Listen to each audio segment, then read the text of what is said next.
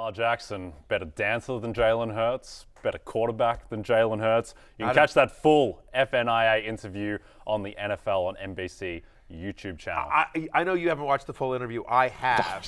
But what's weird is that you have to watch through the whole thing. But like towards the end, Maria asks Lamar, she says, listen, as you know, you were Jay Croucher's ride or die, but Matthew Berry went with Jalen Hurts. Your thoughts? And he goes, I would go with Jalen as well. Yeah. It's super weird. It's just like, listen, I think I'm good, but like I ain't Jalen Hurts. It's just weird. But like, just watch the. It's a weird. Like, I'm just saying, just go to the NFL on NBC YouTube channel and just watch the interview. It is very strange when he says that. Yeah. Apropos of nothing. I was very surprised. I was appreciative of Maria asking, and then I was surprised because I would have thought he picked himself. But even him, Lamar Jackson, who sees the field so wonderfully, he knows. He knows. He's like, he's just like, I'm good, but I'm not Jalen Hurts for fantasy. True. Well, he's like, I don't have A.J. Brown. Yeah, I have Devin Duvernay. I have Devin Duvernay. Yeah, you really let me down, Rashad Bateman. Yeah. Lamar Jackson's not on the love list because of your personal vendetta against Lamar Jackson, but Dak Prescott is on the love list with a pretty favorable matchup against the Vikings. Yeah, over the last 4 games, the Minnesota Vikings have allowed over 20 fantasy points per game to quarterbacks. 3 of the last 4 quarterbacks to face them have scored at least 18 fantasy points. They've given up multiple passing touchdowns in 3 of the last 4 games. 3 of the last 4 quarterbacks to face the Vikings have thrown for over 300 yards. We love CeeDee Lamb in this game as well. So my expectation here is, and the line is, I think, 47.5. So we think a lot of points are going to be scored here. And you see the points there, right? I mean, like Teddy Britt. It's not like against the Vikings. It's Taylor Heineke had a big game against them. Like Teddy Bridgewater, had fantasy points against them. Like the Bills did whatever they wanted in that game. Yes. Josh Allen lost his mind a couple of times and also fumbled in his own end zone as well. So I think the Cowboys are going to destroy them in that game. That's my call. I think the Cowboys will get right and win comfortably. So you're taking the Cowboys -1? I am taking the Cowboys -1. I think that should be closer to a field goal.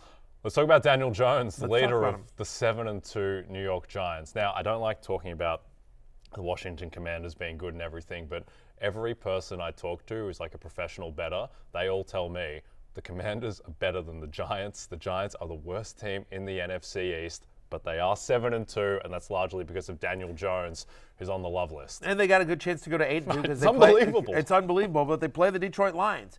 And certainly, because of the rushing of Daniel Jones, I think he's very viable this week, right?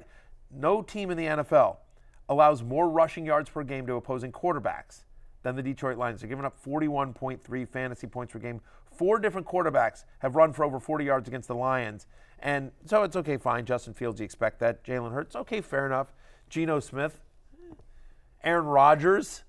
Aaron Rodgers put up 40 on them. So they're bottom 5 in yards per pass attempt as well. The Lions, just struggle, I think. So because of the rushing ability, the emergence of Darius Slayton, remember, the Lions are 25th against the pass over the last 4 weeks as well. You can move the ball a variety of ways against Detroit. So Daniel Jones is a top 10 play for me this week. Yep. Lions are +3 in that game. I kind of like the Lions. I think they're like a similar team to the Giants. Yeah. I think that offense as well, particularly when Jameson Williams comes back, that's going to be a really fun offense in the back half of the season. Even if every game is largely meaningless for the Lions, I do think they're going to be pretty fun the rest of the way. And hopefully, by the way, we see more DeAndre Swift this week as well. Jamal Williams didn't practice yesterday. Just something to something to monitor. Something to monitor. It might be Justin Jackson season if Jamal doesn't practice again today, and doesn't seem like they want to give a full workload yet. Not the most wonderful season out there. Not really kind of like full of rays of sunshine. Justin Jackson season, but he might get a run. Now you're a brave man, Matthew Berry, as many heroes are, and you've got Russell Wilson on your love list, despite being Russell Wilson. I'm not the hero you want, but I am the hero you need. It's debatable, but I'll allow the sentence. I appreciate that. Look, Russell Wilson. Actually, I'm not allowing the sentence. I changed my mind. Damn it. Oh, well. Yeah. What are you going to do? Well, you may have to allow Russell Wilson onto the love list because he's there. I got news for you. Look, my chances of putting Russell Wilson on the love list are few and far between. So when I get an opportunity, I'm going to take it. And against the Raiders, that's that opportunity. They allow the second most fantasy points per game to opposing quarterbacks. They revived Matt Ryan and the Colts last week, and now here comes Russell Wilson, who the last time he played the Raiders earlier this year had 27.5 fantasy points. It's his only game this year with over 15 fantasy points, Russell Wilson. 8 of the 9 quarterbacks that faced Las Vegas this year have scored at least 17 fantasy points. They're giving up passing touchdowns at the 3rd highest rate so far this season. So Russell Wilson is my number 11 quarterback this week. As you see it there on your screen, the numbers that he did against the Raiders in Week 4, they did indeed ride. They did. The Broncos are 2.5-point favorites in that game on BetMGM. People just can't quit the Broncos. No. At the same time, the Raiders, they have the worst pass rush in the NFL, which is impressive because they have Max Crosby, who's like one of the 3 best pass rushers in the NFL, but they are insipid at the moment. Obviously, they brought the great Matt Ryan back to life with his arm and with his legs. And with his legs, that's the other thing that's might crazy. Might be an opportunity for Russell Wilson to do some work on the ground as well. Yeah, no doubt. With the hamstring and everything hopefully fully healed. Let's jump into some others receiving votes. I guess some big names. One relatively big name in Jimmy Garoppolo, sandwiched in between Marcus Mariota and Taylor Heineke, who both have favorable matchups. Yeah, I think if the Warriors cheerleaders had Mariota or Heineke on their fantasy team this week, they'd come by and say hi, just like they did with Garoppolo at the game the other week. Mariota has at least 17 fantasy points in 4 of the past 6. It's not always 4 of the past 6. It's not always pretty, but he does seem to get it done fantasy-wise. At least 40 rushing yards in all 4 of those games. Bears allow the 7th most rushing yards per game to quarterbacks here. Again, we expect game script to be working in Mariota's favor here. Garoppolo gets Arizona, who over the last 4 weeks have allowed the 2nd most passing yards per game. 9 touchdown passes allowed in that stretch. That's tied for the most in the NFL. Debo, Ayuk, Kittle, CMC out of the backfield. Garoppolo is QB 14 for this week. And how about Taylor Heineke? Again, they're going to go run heavy, but they're also allowing 9.1 yards per pass attempt. That's the most in the NFL over the last 4 weeks. They're giving up a 118 passer rating. Taylor Heineke knows that, Carson Wentz might be waiting in the wings. So, I like me some Taylor Heineke. A little bit of YOLO, gets you a little bit of points with his legs. Do you want them to stick with Heineke? Kinda. Yeah, you do.